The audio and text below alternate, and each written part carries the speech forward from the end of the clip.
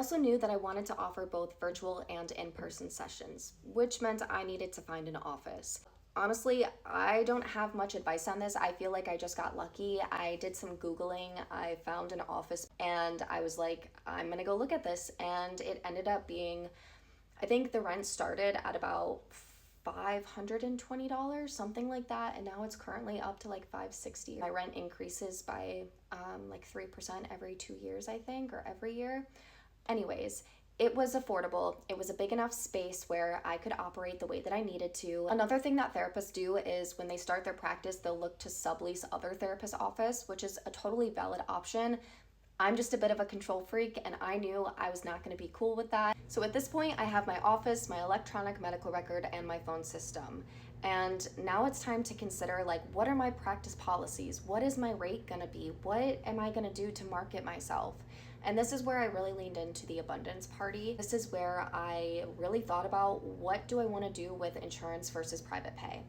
And knowing about my own experience, working with insurance through the group practice and not being paid until like months and months after sessions were completed, sometimes not getting paid at all if the insurance decided like, hey, actually, we don't think that was medically necessary. I knew I would get so resentful. I knew that I couldn't do that, along with a lot of other reasons like the fear of clawbacks, the fear of years later insurance saying, hey, actually, when we gave you that paycheck, now we're deciding that you don't actually get that because that wasn't medically necessary. And the labor that goes into billing that is unpaid labor, or some practices pay a biller, which again is another expense. So I decided for me, doesn't have to be for me to have a sustainable career, a sustainable practice where I wasn't going to leave 10 years down the road, I was only going to do private pay. Along with private pay, I did find an employee assistance program where I felt like this is a good option for me, that they are going to pay me appropriately. I can work with clients who might not be able to afford my fee, and specifically this EAP program, it's not like you just get 4 to 5 sessions. Sometimes the people that I was working with had upwards of 25 sessions per year, meaning that at no cost to them, they could see me bi-weekly for a whole year. So that is why I decided to work with that program. So I really thought about, how much money do I actually need to make? How much money do I have to put towards business expenses, which the first year of my business so far has been the most expensive. I paid almost $25,000, I think. And I also needed to think about how much money am I going to have to pay to taxes quarterly. So I have to pay taxes once every quarter, and my taxes were typically around $7,000 to $10,000. This year, they for sure are about $10,000. So I had to consider all of those things when I was thinking about how much money do I actually have to charge and how many clients do I need to see per week. So a little over 2 years ago, my rate was $150. I then bumped it up to $165, and my current rates are $180 for individual sessions and $200 for couple sessions. My intake rates are a little bit higher. The intake for individual is $215, and the intake for couples is $250. Again, this is what works for me. It doesn't have to be your business model.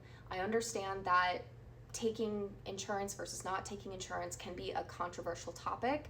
If you want to take insurance, amazing.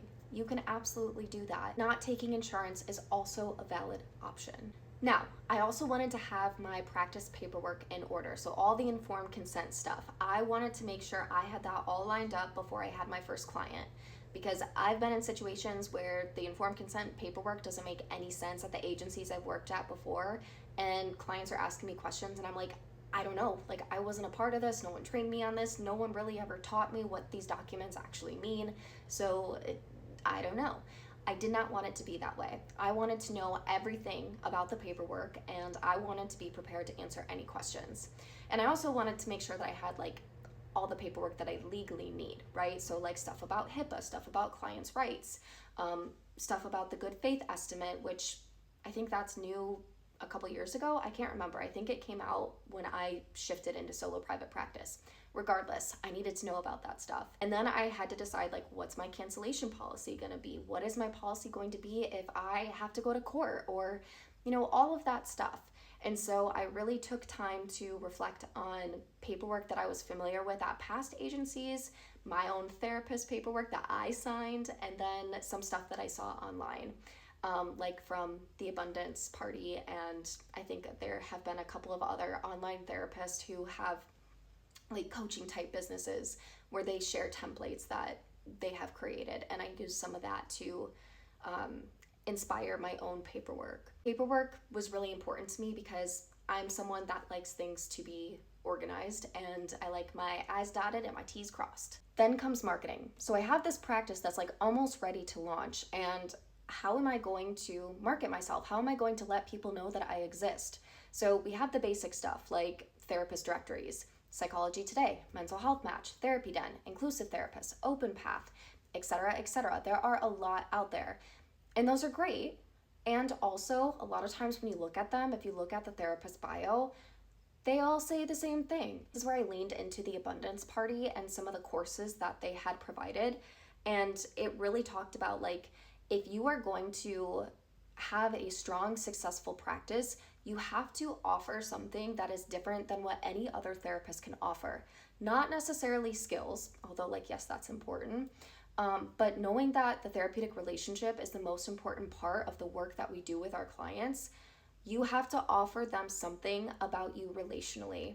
So, for example, I wanted my marketing to come off very authentic to who I actually am in my day-to-day life. I'm somebody that swears, and I'm somebody that's not afraid to be direct and to say like, hey, I'm gonna call you on your bullshit, but I'm also gonna tell you how amazing that you are.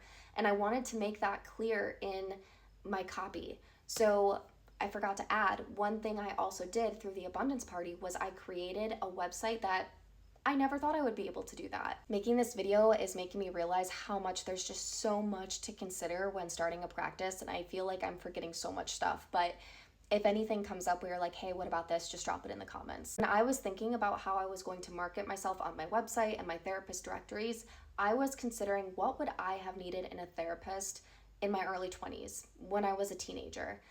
And it didn't look like the therapist that says, I'm compassionate and gonna help you in your journey.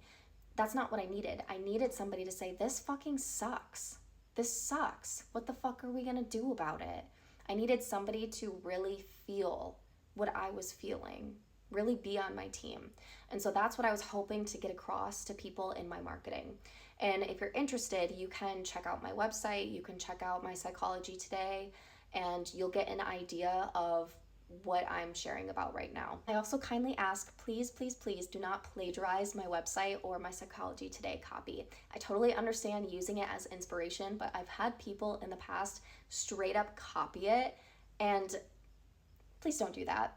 I worked really hard on it. That's a lot of emotional and mental labor. So use it as inspiration, but please don't copy it word for word. Some other marketing tools that I used were networking and social media. So I reached out to other therapists on Psychology Today, or doctors, chiropractors, even a ketamine clinic, where I thought like, hey, I think this person maybe has the same vibe as me, or we have the same niche, or whatever the case might be. I thought we could be a good match. And I just like sent them a cold email like, hey, I'd love to set up a meeting to chat about our practices. So I did that with a handful of people. Some of it was fruitful, some of it like we didn't vibe, and that was totally fine. And I also did social media. And for me, that was like Instagram and TikTok. And I'm gonna be honest, like, I hate Instagram.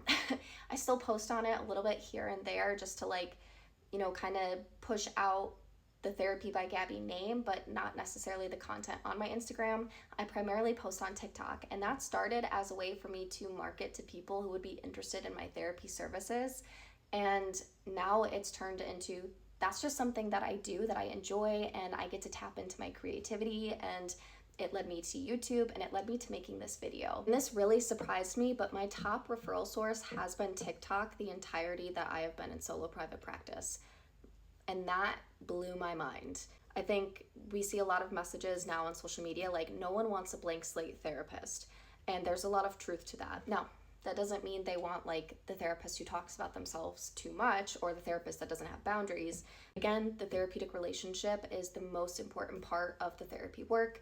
And when people connect to you through your marketing, they already have the impression that you are somebody that can help them, and that's going to be on their team. So I know this is a lot of general information. I know it's a lot of information to take in all at once. I know there's a lot more detail that I could go in.